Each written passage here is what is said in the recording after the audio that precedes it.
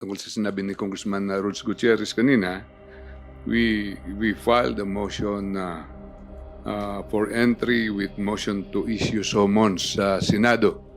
Ito po ay tungkol sa pag-file ng House ng impeachment noong February 5 laban sa ating Vice President Sara Duterte. At pinirmahan po namin ito noong March 14 na entry with motion to issue summons.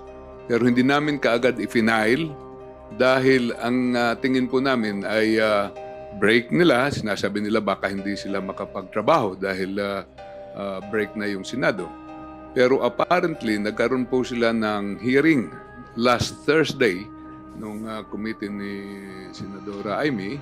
Ibig sabihin, nagtatrabaho pa rin po ang Senado. Kaya ngayong araw ay i-final po natin itong entry with motion to issue summons.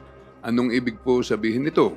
Una ay ipinahayag po namin na nakahanda po ang House. Kahit po ngayon ay panahon din ng kampanya po namin, kami ni Congressman Ruds Gutierrez ay nangangampanya, dahil inatasan po kami na maglitis, maging prosecutors, ay gagawin po namin ang aming tungkulin.